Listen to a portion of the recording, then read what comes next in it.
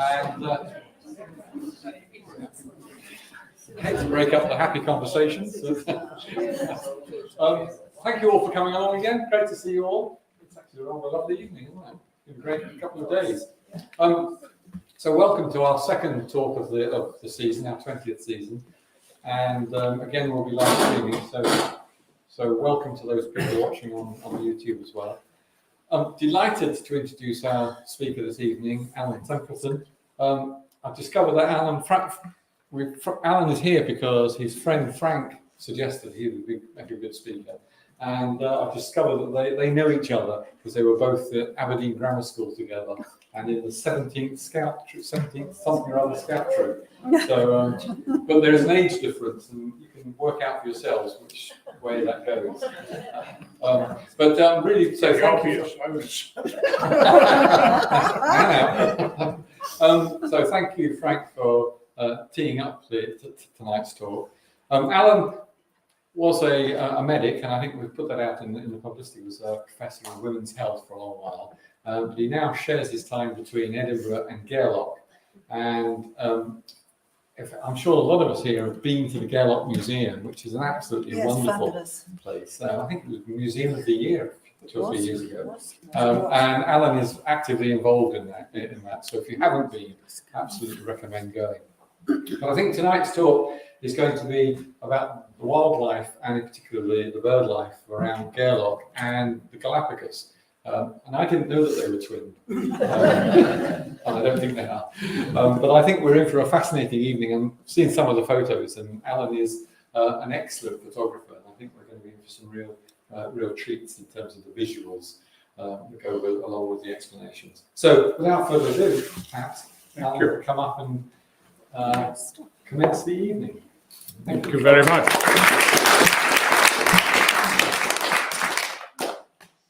Thank you very much, and it's a pleasure to be here. And if I was giving this talk 10 or 15 years ago, I'd probably use this slide. So my allegiance was to the University of Aberdeen and to my college in London. But about 10 years ago, we escaped, and we now live in this fair city. But all the time I was in latter years in Aberdeen and in London, I had an escape route. And that escape route was over a familiar road, over the watershed to picture postcard Gairloch.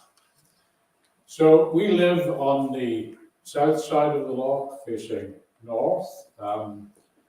We look over to the main part of Gairloch. I can't pretend the weather is always great, changeable to say the least, but we do get, we're north facing, we do get these lovely reflections in the evening sky, for example, in Gairloch. So Gairloch, as you probably know, is dominated by its mountain, Boschven. Not quite a Monroe, but it really should be. And really it's one of the top corbettes, I think. And of course it's surrounded by, characterized by its beaches. And here you can see Boschven looking over the inevitable Free Church, by far and away the biggest church in Gairloch.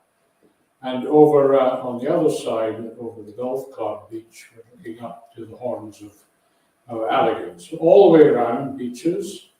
And of course, beaches out on both sides of Gairloch at Red Point here. I don't know how many of you have seen the film What We Did on Our Holiday. Billy Connolly, David Tennant, Rosamund Pike film. That was filmed at these beaches, this is one of the beaches that was filmed at Red Point. So here looking over to the Coolins, the sort of evening skies at this time of year from that part of the world, looking over again Red Point, this time looking over Rona.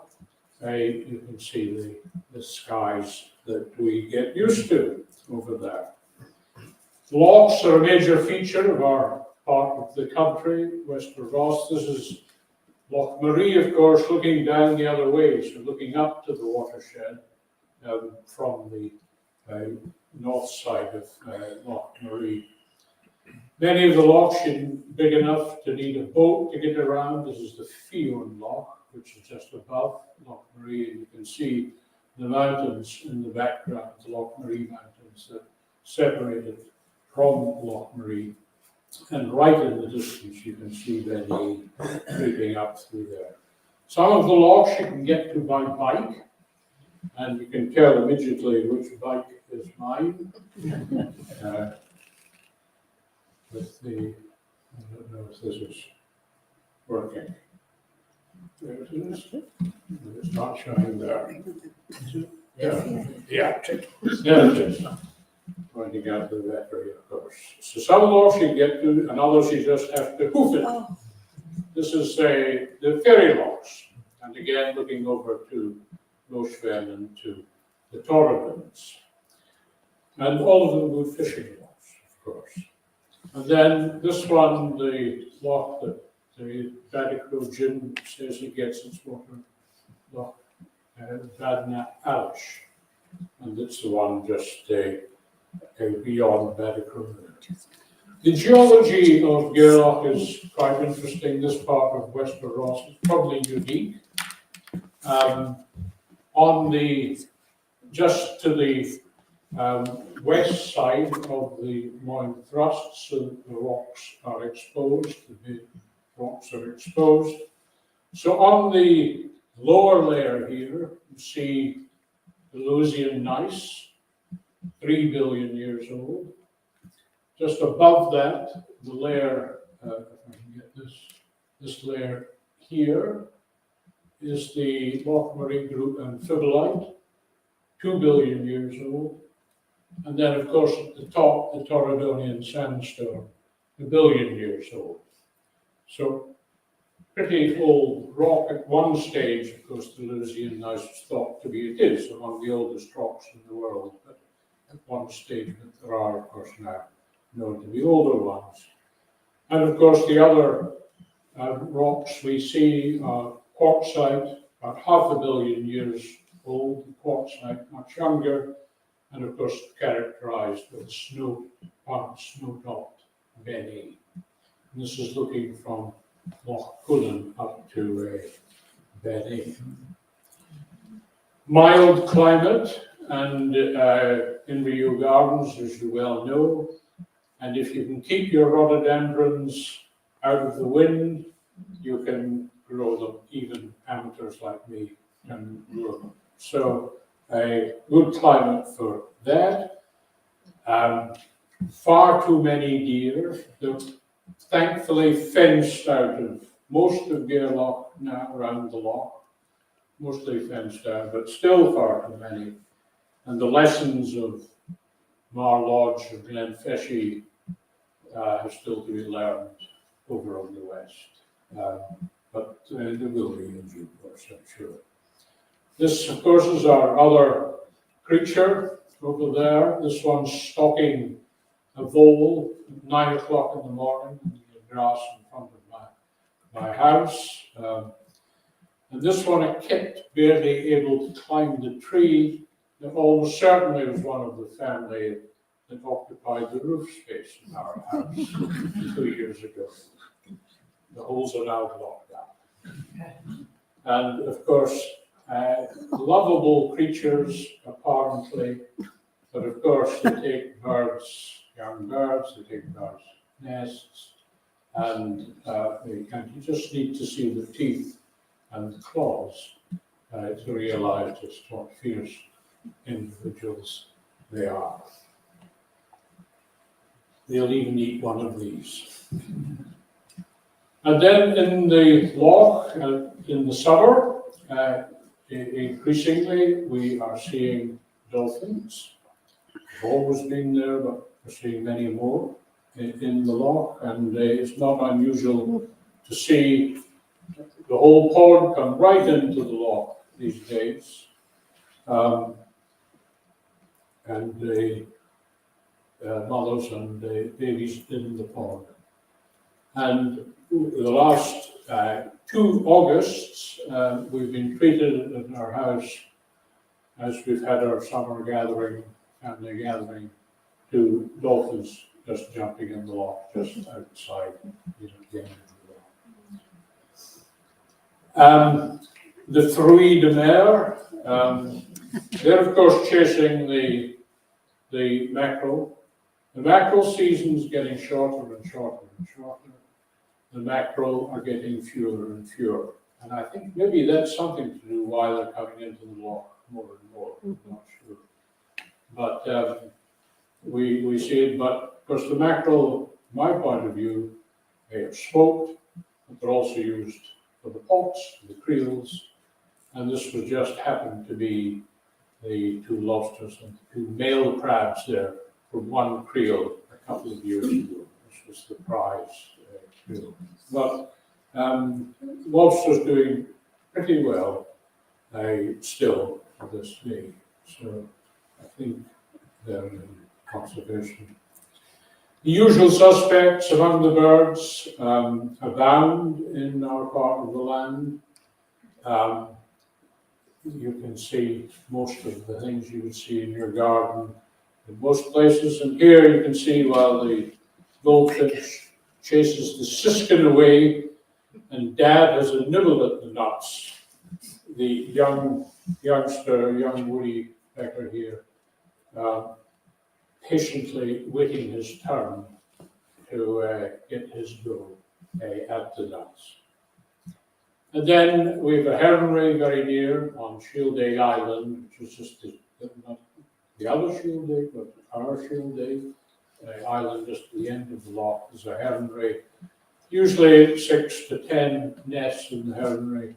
Not uncommon to see 12 herons in the loch in places feeding, and you're never quite sure who's teaching who to do the fishing, but common sight there. Among the ducks, we have among the diving ducks, sea ducks, we have eiders, of course. Eiders have been decreasing in number, but there is some feeling over the last year or two that they're beginning to increase again, but too early to say. And in the loch, in the sea loch, many mallard, but of course they go into the wee inland lochs, the freshwater lochs, to breed. And this is in Badnahalish again, this mallard breeding. We have a resident population of grey lag. It's not unusual to see a family with perhaps 8, even 10 goslings. And then a couple of days later, there'll be 6. A couple of days later, there'll be 4. But they do breed pretty successfully.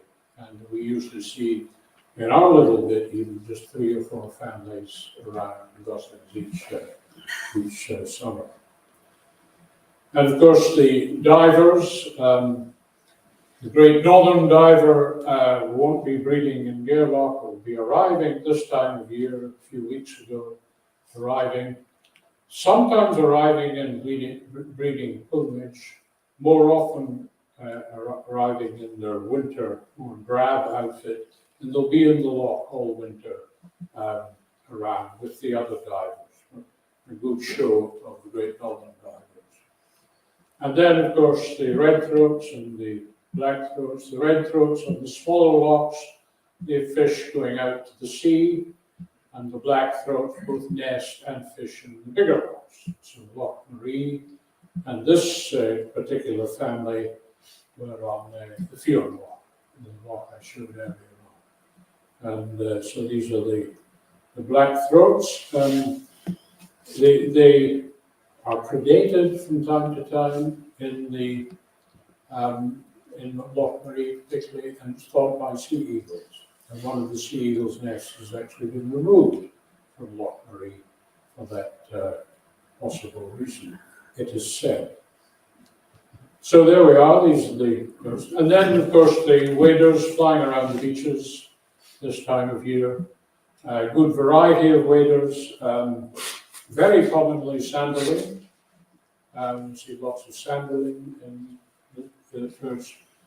Dunlin, of course, and then the well-camouflaged ring plovers, which abound on most of the beaches and are nesting among the pebbles upper part of the beaches. And then redshank, again, mostly this time of year. Not many, but one or two redshank will overwinter with us, and greenshank.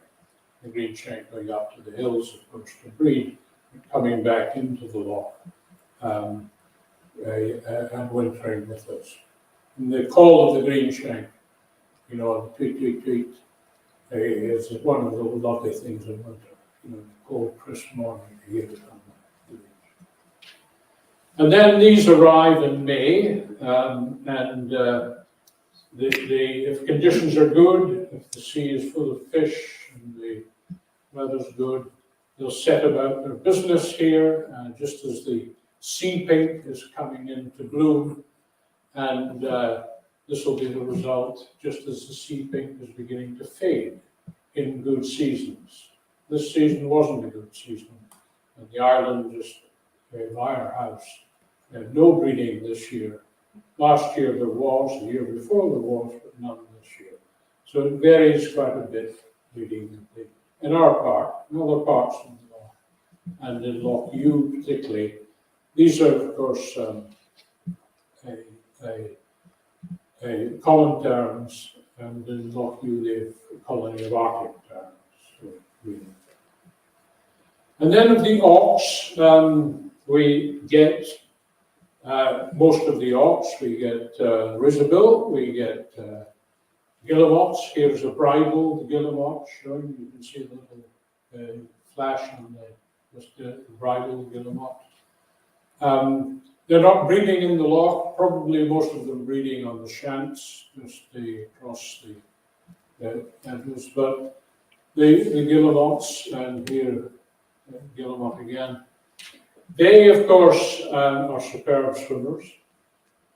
And in so doing, they, all of them, very able, very agile swimmers, but in so doing, they've given up something in their flying capability. So they are not so maneuverable flyers.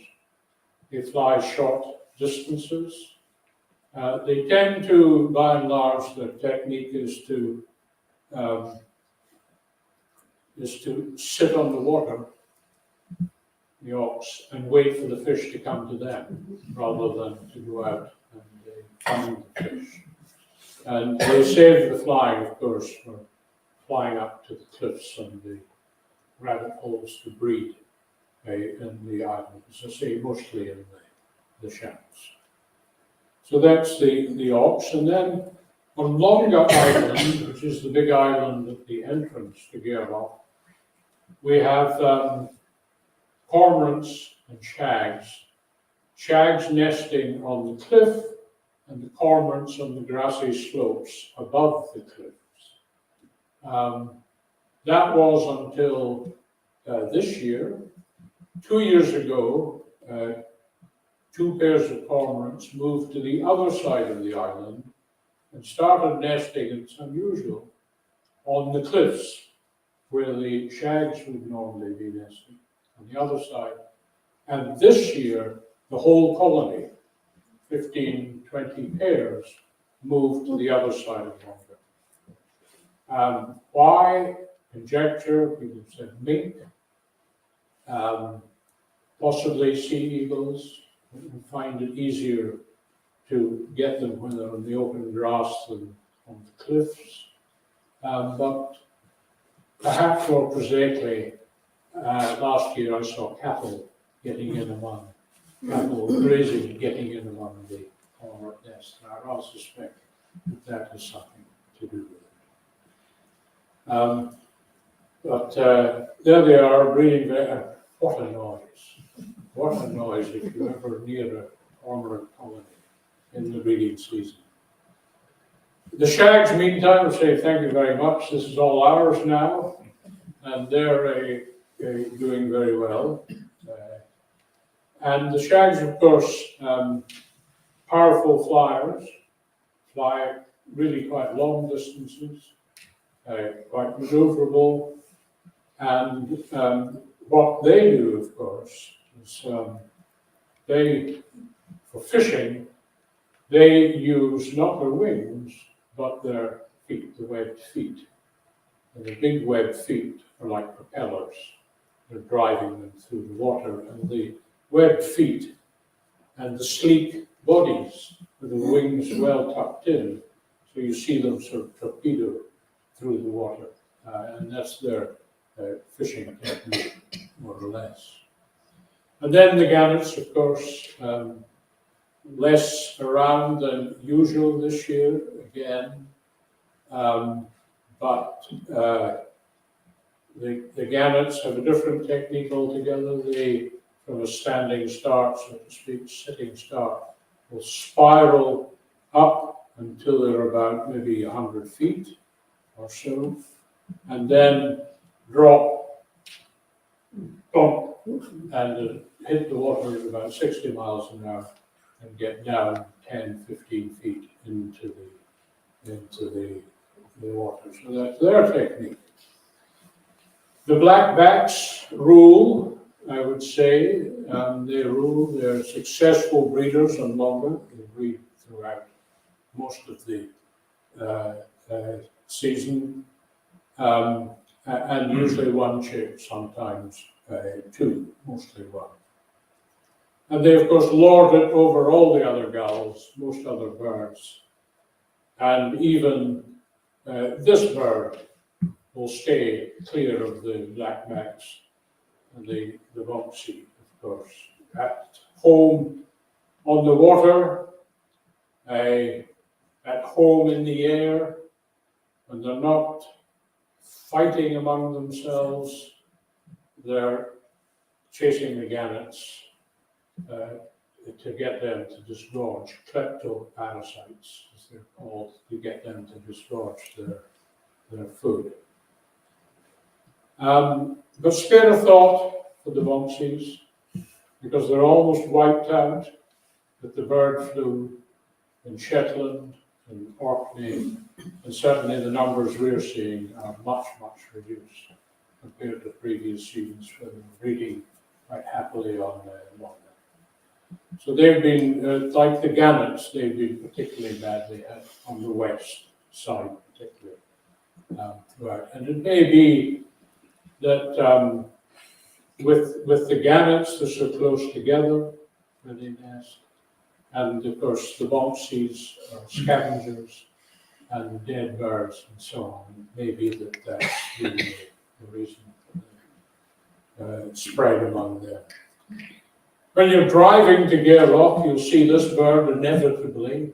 You'll see it above anywhere really all the way up. And you see them from Inverness, probably now up to Garve and beyond to Loch Loochart, where the ospreys nest. And whether they will eventually get over the watershed and see them, you'll see them in Gairloch, I doubt. But we never know, we await. They're certainly spreading from where they were introduced on the Black Isle. And then, of course, our biggest bird, by far the biggest bird in these islands, perhaps besides the cranes, but the biggest, certainly the biggest raptor in the islands, the white-tailed sea-tailed eagle, reintroduced to Wester Ross in 1994 to 1998, during that period, and now doing pretty well. And it reintroduced from the Troll Fjord in Norway, where I'd have to confess, this picture was taken.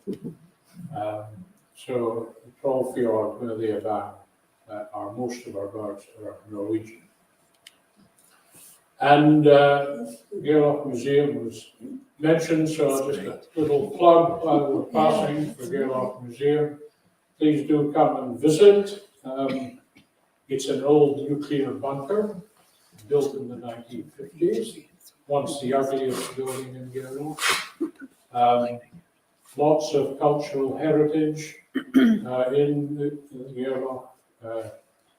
That's our job. It's a children-friendly museum, lots of activities and a lot of stuff going on. Of course, now a community centre, throughout the winter, season. So, as we say goodbye to Gairloch, this is the view out the front of the museum, looking towards sky. We now move, take a deep breath, and move several thousand miles to the west and meet this character. And of course, the Galapagos Islands, named after the Spanish, the giant tortoises that used to abound there. A land of quite extraordinary creatures, some unique, many unique, many endemic creatures, many unique, and extraordinary bird life. But it's under the sea that you really come face to face with things in the Galapagos. Beneath the waves is where you really see things. And shoals of fish of all varieties, angelfish, this extraordinary Galapagos rainbow angelfish, and then the sharks, the reef shark. Now, I haven't taken any of these underwater photographs. They're the only photographs I haven't taken because I don't do underwater photography. But I did see everything here and much more snorkeling in the Galapagos. So it's very easy, and if you are a photographer, underwater photographer, you could have taken all of these photographs, including the hammerhead shark. And we did see a sunfish, but we only saw the top half of the sunfish. Again, probably the second biggest fish in the world. And here's the biggest fish in the world.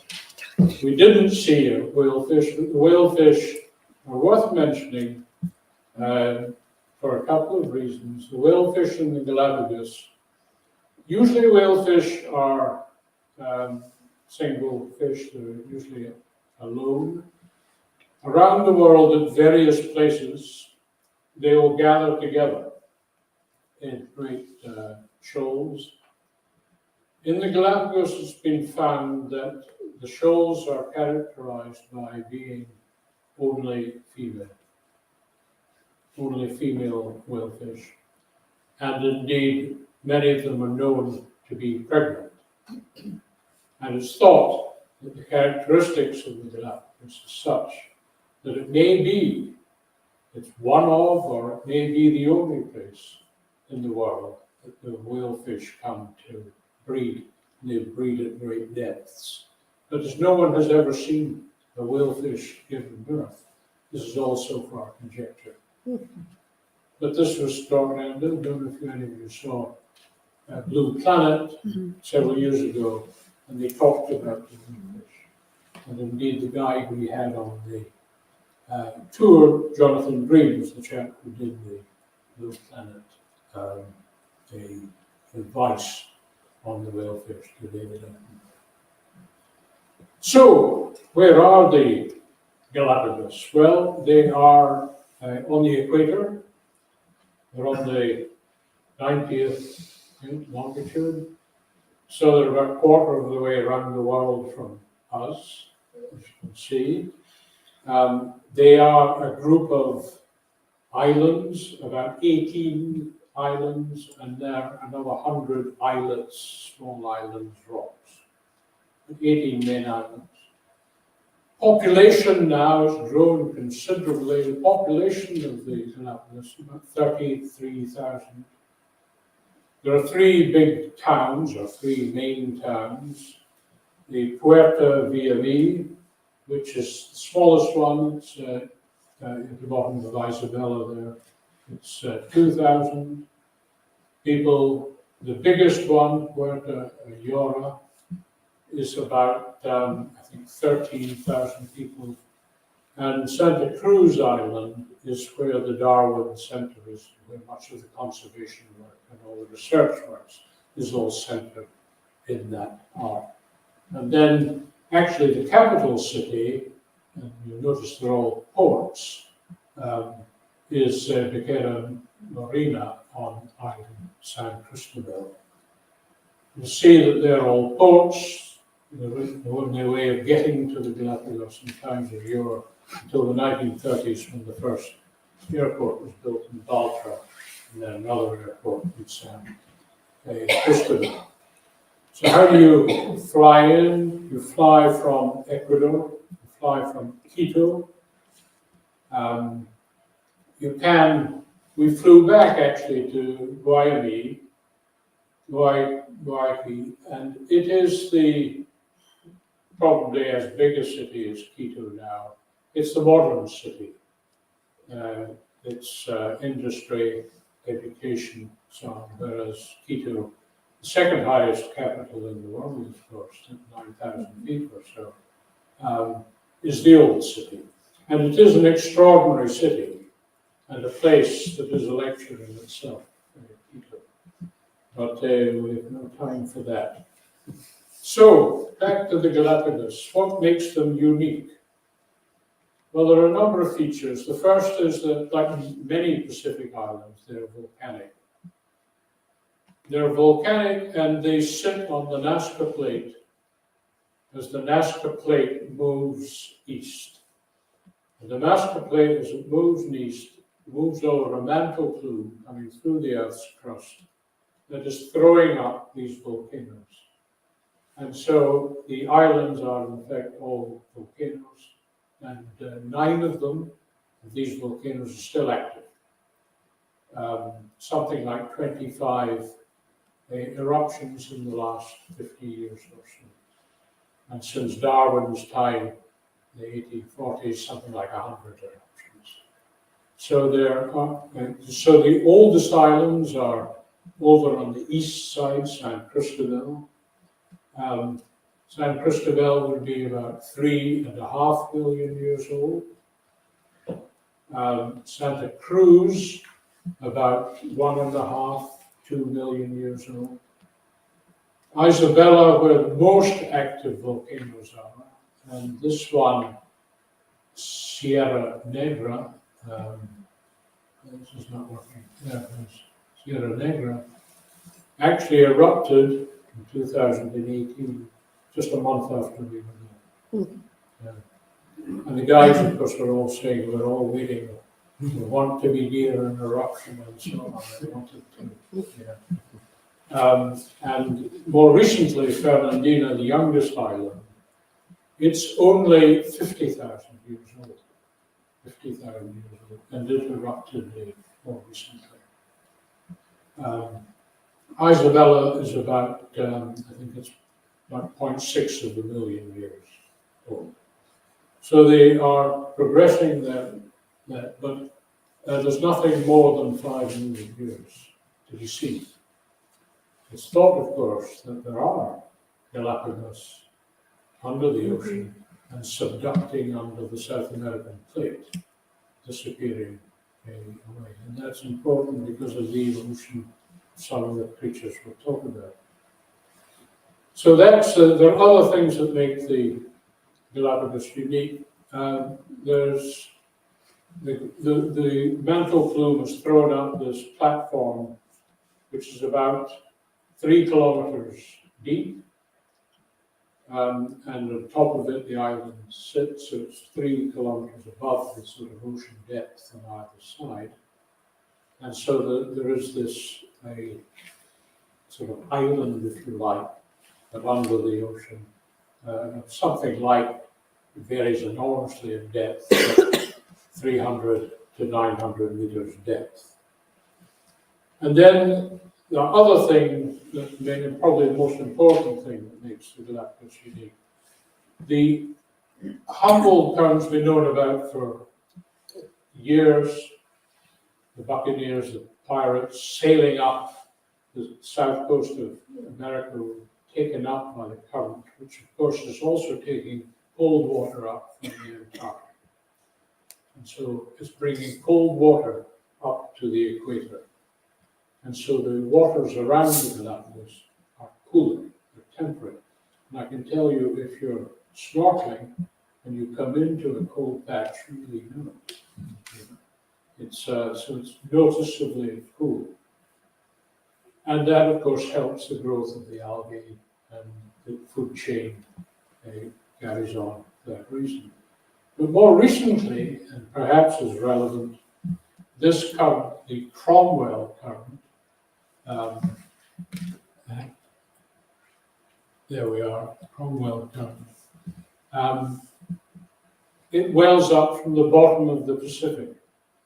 So it's bringing not just cold water, it's all bringing all the detritus from the bottom of the Pacific. So this rich soup is being brought up from the bottom of the Pacific and plopped onto this shelf that really talked about. And that's why the waters around the Galapagos are so rich, and why it's such a unique environment. So, it's been a national park since 1959. Didn't really get going to the 1960s. Since then, there's been increasing, very slow, but increasing conservation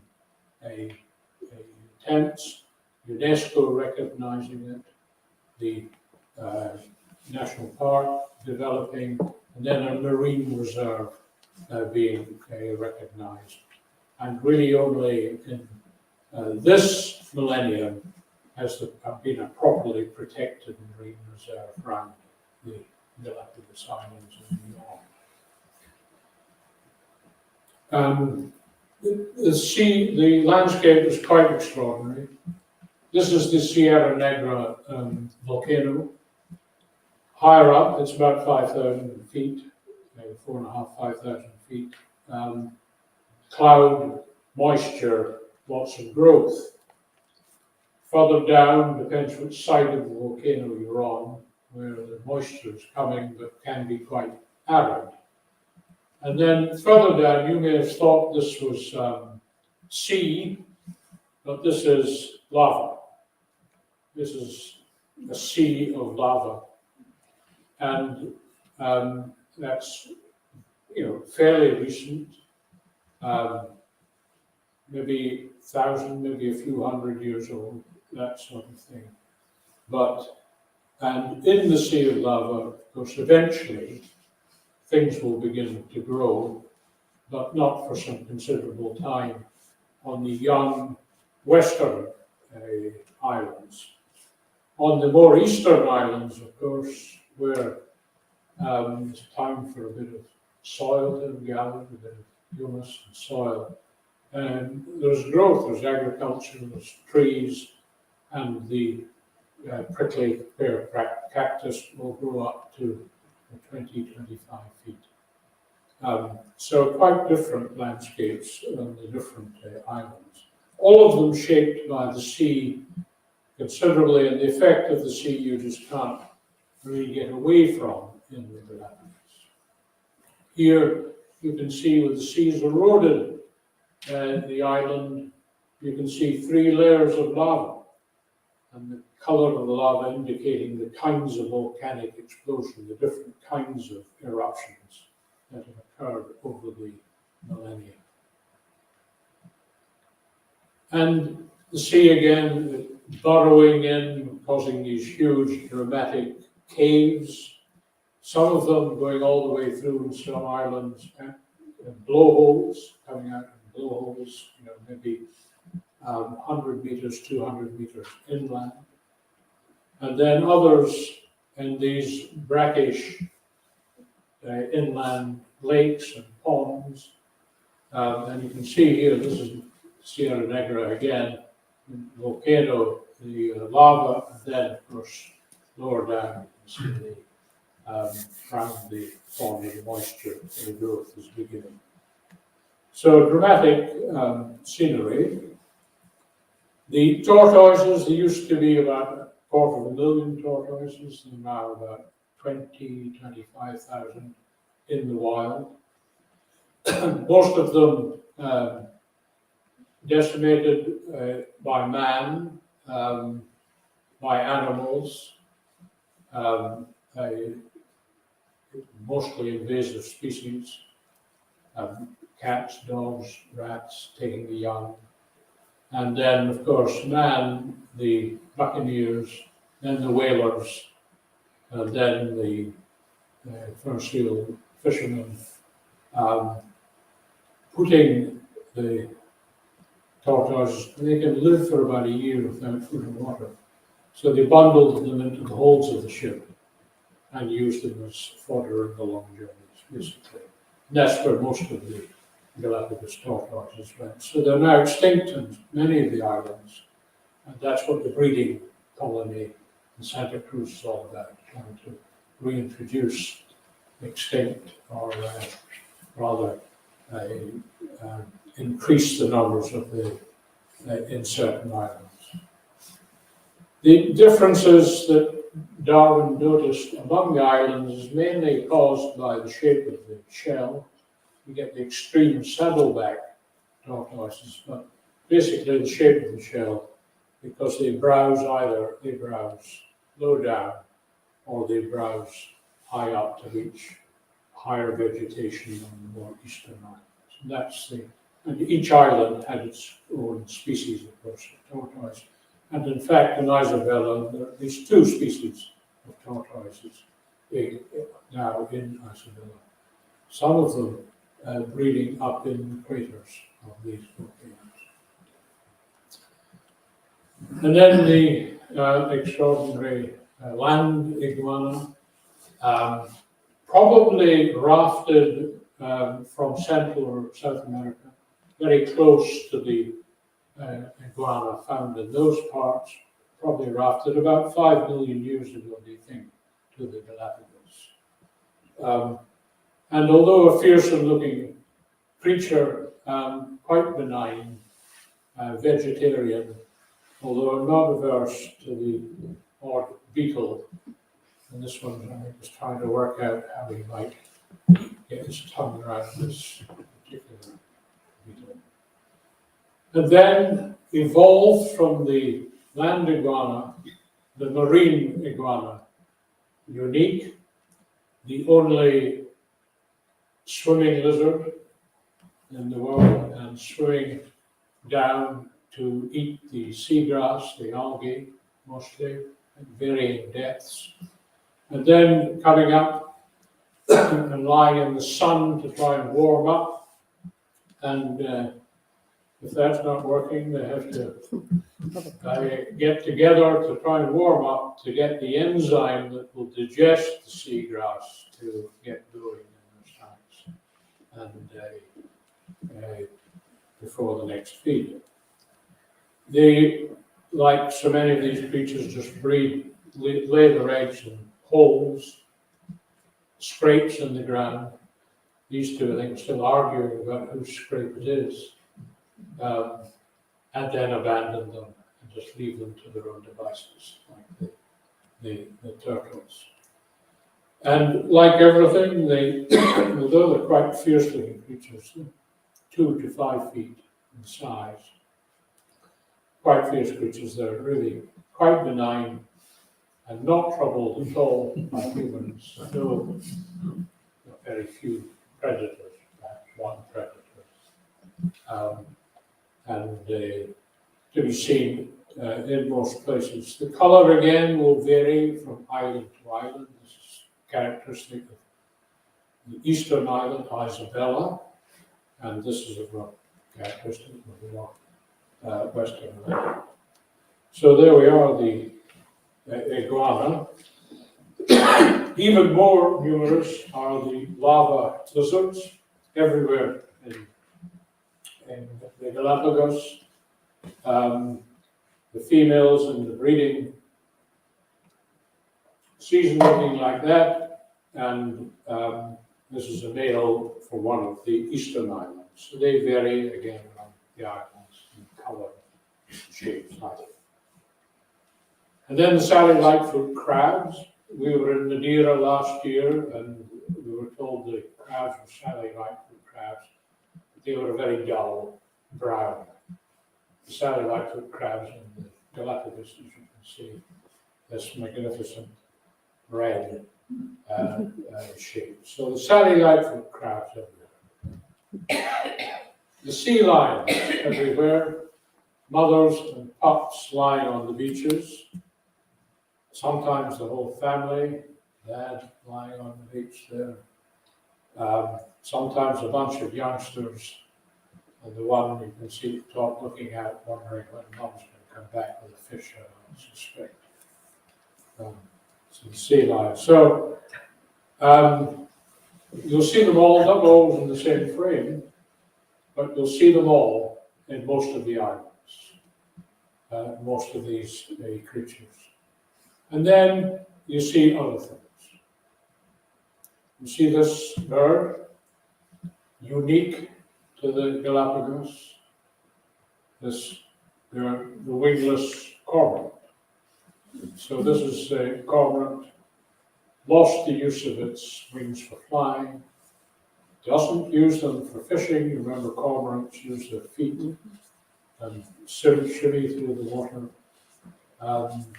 So quite what the front limbs are going to be for in another million years, who knows? But that's the flightless cormorant, absolutely superb swimmers. And if you are snorkeling and one shoots past you like a torpedo, you really know it's there. So magnificent birds. But as I say, quite what's going to happen to these front limbs, who knows? Quite unlike, of course, the penguins, who know exactly what's happened to their front limbs. They've become flippers. And so this is the Galapagos penguin, the only northern hemisphere penguin, only penguin breeding north of the equator. So the islands north of the equator in the Galapagos, they have the penguin, and among the world's smallest penguins, Galapagos penguins. With lots of predators, of course, in the sea, including one of these, which we will see from time to time. You know who this is? Yeah? It's an orca. Okay, so here we are. Killer whale. So that's one of the predators. And then there are four kinds of ray in the Galapagos. There's golden ray, shown here, quite a small ray. There are manta rays, huge ray, which we could occasionally see on the surf. We could see the manta rays swimming in the surf. And there are stingrays. And the stingrays you see if you're snorkeling. And if you stay away from the sting, apparently we didn't see any of it. Apparently you're okay. But a man was killed by a stingray, I think, in Australia, not too long ago. So I don't know about that, but that's what they said. And then, of course, the spotted eagle ray. And they will grow quite a bit bigger, as big as the stingray. And in the brackish lakes, you get these wonderful scenes of the golden ray and the spotted eagle ray swimming through the water. Really quite impressive. You can't mention the Galapagos and not mention the finches. But interestingly, Darwin didn't describe the finches when he was there. The person who described and drew and commented on the finches was Fitzroy, Robert Fitzroy, who was the captain of the Beagle. Darwin was much more interested in the mockingbirds and described 4 mockingbirds, each from a different island and each from a different shape. This the Floriana, one of the southern island mockingbirds. And then, of course, abounding, but very prone to predators, and particularly the big predators, the particularly nasty fly that it in fact, it gets into the nostrils of birds, lays its eggs, and is now causing major problems to nesting birds, particularly the flycatcher. And again, that's one of an invasive species. And of all the invasive species, been one of the more difficult ones to detect and to do anything about. Cats, dogs, rats, goats, you can obviously begin to deal with. Plants, you can eventually get to deal with big invasive species of plants of the guava, raspberry, that have run out of control. But this insect is causing apparently more problems in terms of conservation than any of the other invasive species. This is the best picture I never took, and just a moment too late for this one. And then, of course, the astonishing vermilion flycatcher, which is particularly prone to this a fly, this vampire fly, as they call it. And then this was an introduction and thought to be a good idea in the 1930s. This is the smooth-billed Annie. The smooth-billed Annie is particularly good at picking the ticks off of cattle. And they had a tick infestation among the cattle in the 1930s. They introduced the Annie, and now it's spread, of course, beyond the island that it was introduced to. And it goes for young birds again, it goes for young birds and nests, and so both eggs and nestlings. And so it has become a problem and is now, I think, on the list of invasive species. Of the other birds, the unique birds are Galapagos dove, the herons, the night heron, see stalking around the beaches, the aptly named lava heron, and then the quite extraordinary great blue heron, walking, as you can see on its tibia. Extraordinary birds, but not the beak you would want to quarrel with. Then the gulls, the unique gulls, the lava gull, the Galapagos lava gull, and then the swallow-tailed gull, the world's only nocturnal gull, fishing at night, swallow-tailed gull.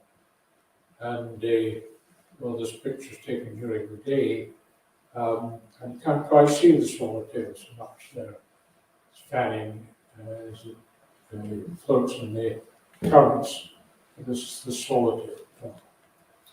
And then down in the brackish lochs, lakes, we get the flamingos, the Galapagos flamingos, and they are really quite common. You know the story that flamenco dancing came from flamingos? You know, when the ladies open their red skirts and show the black underneath, and the castanets beneath of the flamingo. So the story is, of course, flamenco dancing came from flamingos. Then birds you'll see more commonly elsewhere, perhaps, but also in the Galapagos. Lots of them. Stilts, for example, Wimbro, that you can see here, of course. And then this is the single predator in the Galapagos, and the Galapagos hawk. This particular picture, I don't know if you saw the David Attenborough where the snakes chase the, remember the land, the sea iguana, horrible. This hawk is taken on that beach that they chased, the snakes were chasing the iguana. And although it will, of course, take small birds, small iguana, of course, it got used to feeding on carrion. We were on a walk one day and I saw this hawk and I thought that's a slightly unusual position, situation. I wondered what was going on. It soon became clear what was going on. And here you can see him flying off looking slightly chuffed with himself. And then a whoopee as he went off to look for another mate. And then the biggest bird, the waved albatross. This is a bird that nests on Hispaniola Island only. Probably the only place in the world it nests. There have been attempts elsewhere. And Hispaniola, they think, because it has cliffs, and although they're superb flyers, they'll fly for months on end, landing and taking off tricky. They're not very good at it. And so the cliffs at Hispaniola give them a chance to take off. So the winged albatross, maybe 8.5, 9 feet, not as big as the wandering albatross, but pretty big bird, a handsome bird, and with a beak well out of proportion to the size of its head and neck, and who knows why, but maybe to scoop up squid and so on when it's fishing. But an enormous beak. Then the Galapagos pelicans. They abound, can be handsome birds, but not always. Not always very handsome birds, but absolutely magnificent flyers, great flying boat style, and of course, that also wise, I've seen it all look that these birds project. But then the frigate birds, the magnificent frigate birds. On our cruise boat, they would be in squadrons, maybe 20, maybe 30, flying above the boat, using the uplift from the boat. Not moving a muscle, not moving a muscle for it. They don't seem like minutes, maybe even hours, just floating above the boat. Quite extraordinary flyers. The biggest wing area of any bird in relation to body size, the magnificent frigate bird. And of course, in the breeding season, this quite extraordinary gula to presumably attract the ladybirds to their nests. So again, the magnificent frigate birds. And then the boobies.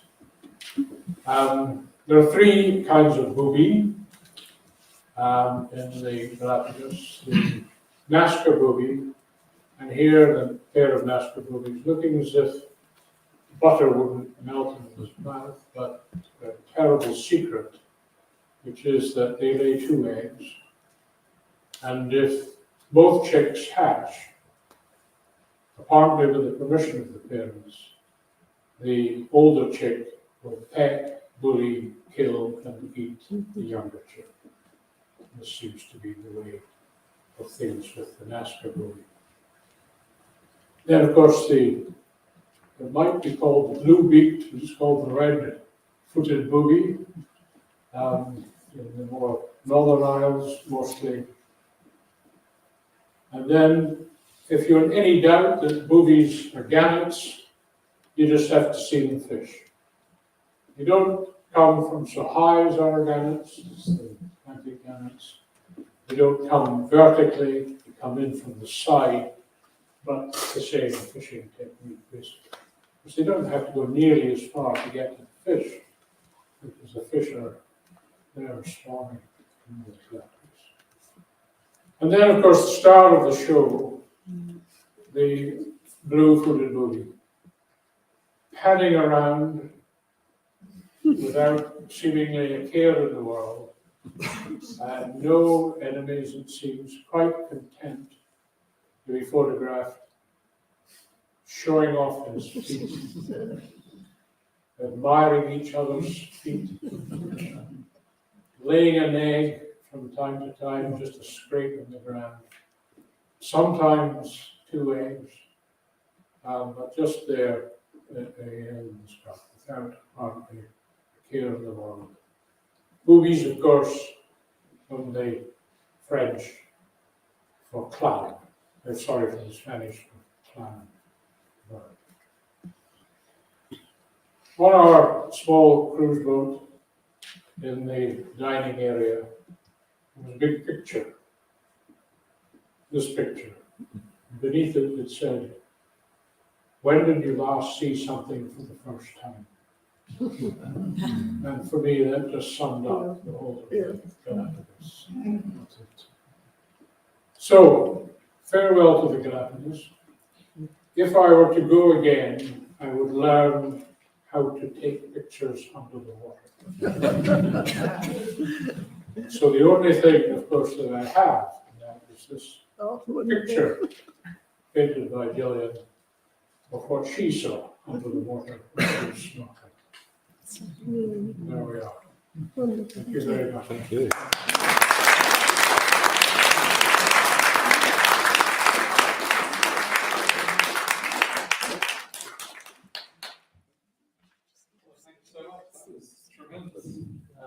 And overtime. Well, there is no overtime. There's certainly no overtime payments. No, that was excellent. The photography and the narrative was tremendous. I don't know if everyone's got questions. I'd just like to know when you actually went, what year, how long ago was it? 2018 in Oh, May. right, okay. Quite recently. In a very small boat. It's the way to do it. There were only 14 of us. Well, actually, there were only 13 of us. 13 passengers. There were 14 berths. Wow. That's the way to do it. Don't go. Absolutely, yes. Were there many other books? Sorry. There you go. Were there many other books? Many, many other books. And of course, they all had to queue up for certain places. So it is an issue. You can only let one boat quota onto an island at a time, or one particular place on the island. So it is. I forget how many visitors, but it's maybe 300 or 500,000 visitors per year. It's a huge. But when we were there, you didn't suspect that for a moment, because when we were landed at any beach, there was nobody else there. Yeah. So you didn't get that impression that there was another boat queuing up. So it's really well managed then, the coordination and the It organisation, is managed. kind of between the boats, I guess, the captains of each. Yeah. No, it is managed, and they're very careful, and the guides are very good and so on. Yeah. And quite prescriptive about where you can go, tightly controlled paths. Oh, yes. There are the whole parts of islands and whole islands you just can't. Peter, yes.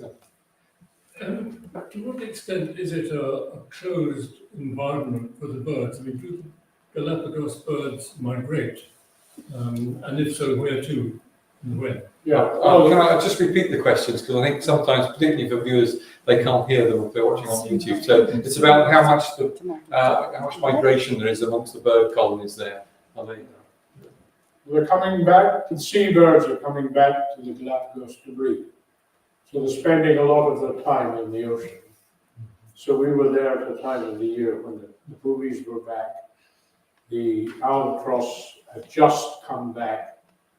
And similarly, the magnificent frigate birds. So they're spending a lot of the time around that coast, but they come back to that particular place to breed. So they're not going to any other land as such. I mean, basically they're going to sea and then coming back. Yeah. I mean, they're all seabirds. Just in terms of the invasive species and trying to manage that, I mean, how realistic is that? I mean, you sort of hinted at the rats, and I mean, we had a talk a while back about clearing the rats off South Georgia Island, and that was a massive exercise, and it's still not completed. So I think it's going to be a forever battle. No, I think it is a big issue. I mean, the cats, the dogs, the goats, they've all done their damage in the past, and that's now controlled. to some extent. I don't know how, to be honest, how well controlled the rats are. I mean, the shants, were clear of rats. It took a huge time. It took a couple of years. Then I think a fish farm broke free and floated into the shants. And they all had to go back to check that no rats had got off the fish farm. So it's a continuous, probably you can imagine so many islands, the chances of rats getting in, out there. But I think this particular fly and various other creatures, the fire ant, they seem to be causing more damage in many ways. And the invasive species plants are causing major to the natural plants, which I've said nothing, of course. But there's a whole botanist go mad about, the unique plants in the Galapagos. And of course, all these invasive species causing real issues. Guava, we saw a field of guava. It's like we were talking about a Gairloch, we used to live, and our problem, of course, is ponticum. And, and ponticum, when it gets wild, it gets almost impossible to, millions to actually control ponticum, to eradicate it, and you've got to do it year after year. And I think I have the same problem with guava. Exactly. Can I just ask, with all these people going on the islands, all these boats, etc., how do you prevent cross-contamination? Do you have to wear things on your shoes, or can you just go on in your normal walking boots and things like that? Yeah, well, mostly we're wearing sandals. And so Right. on. Yeah. Was there much on the boat? I think. Did we not have to go through a rather tokenistic? I think a little bit like the Botanics in Edinburgh, you Yes, go across the yeah. coast. Well, yeah. I mean, we were on a bird island, close to Scotland, and we certainly had to wade through Yeah, a container of. Yeah. just so many Six, people going on. I just thought yeah. perhaps Yeah. volumes. Yeah, I mean, yes, and they were talking about it, people taking seats and stuff. Yeah. Sure. But the other thing is, you were saying there's 33,000 people live on the islands. So Yeah. it's obviously some of the islands will be very well developed, presumably, and have an urban structure to them. And presumably, Well, people who live on the islands will move about between them. We're a city of 13,000 people, Yeah. bigger than Gairloch. Yeah. Bigger than Portugal. Brian Nicholas, Brian. Did I hear you right when you said that they removed the sea eagle from Loch Maree? Well, it is conjecture that certainly whether it was the nestlings or the eggs were removed. By whom? Well, us. Who would gain from that? Hmm? Who would gain from removing them? Well, who would gain were the blackfins were predating the black. Yeah. Who protects the black-throated diver? Because my understanding was that the black-throated diver had been predated heavily on Loch Maree by the otter Yes, well, it could be the otter also. and the pine mountain. Yes, Still swimming out to the yes, little islands. yes. Could be all these predators. So who would remove the sea eagle? Well, I pass. You may have your theories. but Yes, you have a theory. I can see it there. Chris. You gave several examples of certain animals, different species on different islands. Was there any evidence that in fact some of the land animals move between the islands? Can they swim across and get to another Oh, island? yes. And I mean, there's evidence of hybridization among the different species. But I guess, like most hybrids, they then would not be fertile. But certainly evidence of hybridization. I think certainly the tortoises. Trying to think of others where there's definite evidence I've read of. But yes, no, there is quite a bit of it. And of course, that's that's part of the issue with the invasive species. When you go to, or you have an image of the Galapagos, it is, as you were showing, being able to walk up and be very close, and none of the birds or the animals are frightened or fearful. Is that universally the case, or are there some animals that have, and birds that have the instinct of flying away when they're disturbed? No, I think a lot.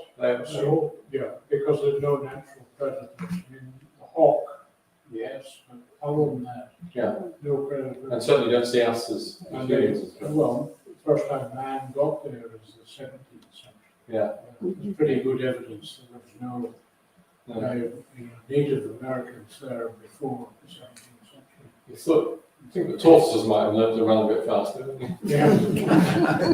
Again, they go incredibly slow. I can't remember what it is, but not 6 miles an hour. With the population on the Galapagos Islands, what sort of houses do they live in? Is it like a little kind of like a sort of a group of housing, or does it look like a town? Yeah, it's just like a town. It's sort of, it struck me as a bit like a Wild West town, some of the town, you know? It's a sort of main street. Yeah. Jackson, but there is considerable house, particularly in Santa Cruz. I mean, it's like a housing estate type of thing, quite a lot of new building. Built of what? Just normal bricks? Built of what? Stone and wood, I would say. It's a bit like, Not noticeably all wood and, I mean, there's hardly any timber. Yeah. So. The materials will all have to be imported. Yes, and I suppose with the foundations, presumably it's not all lava rock that they're having to build. No, the lava is hopeless for, any kind of building. Yeah. So what do they build their houses in? Or what's the structure? Well, Yeah, what- they'll have taken in concrete blocks. right. I think breeze blocks probably. Yeah, Is it quite affluent? I mean, is it more or less affluent, you think, than mainland Ecuador? Does it benefit from all the tourism? No, I don't think it's an affluent. No, so residents don't benefit from the 300,000 tourists a year, particularly. No, I don't think there's, any affluence, I think, has been brought in. Yeah, I mean, there's the current thinking, isn't it, is the port, Guayaquil, and the Galapagos is now a centre of the world illegal drug trading, and that's going to become a major problem, isn't it? It's shifted from Colombia. Yeah, and whether it's a problem like that. Yeah, But it's, Guayaquil is, yes. It's a good one. Okay, so not quite dissimilar from Gairloch now in those regards. Cool.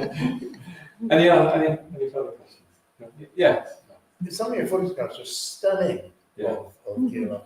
I'm not sure I recognise it wholly. You missed out the horizontal force 8, but anyway, apart from that, you've taken a lot of bird photographs. How do you set up to take these? I mean, do you spend hours and hours setting up? no, I'm As opposed to opportunist. Okay. I mean, I know now where the birds are going to be, that much. Most of them are just taken on the hoof. The dolphins, so you can't set up. No, I meant some of the birds, because if you listen to programs like Blue Planet, there's people out there for months and months Yeah. chasing a couple of frames. Yeah. I mean, the cormorants and I knew exactly where they were nesting, I knew when they were going to be. And they would go out there when the boat was calm and just sit there Yeah, certainly some stunning photographs, though. It's been Yeah. magnificent spread of photos. And they're really enjoyable and interesting and informative. I'm learning quite a lot tonight. So thank you so much for sharing that with us. So,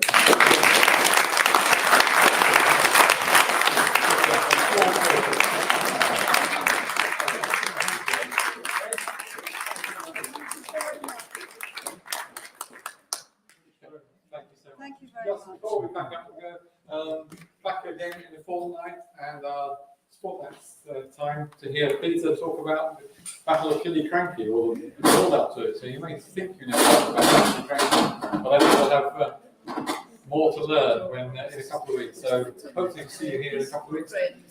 Two further things.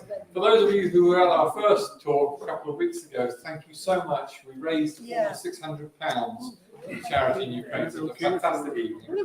So really, really appreciate it. People's contributions there. Thank you.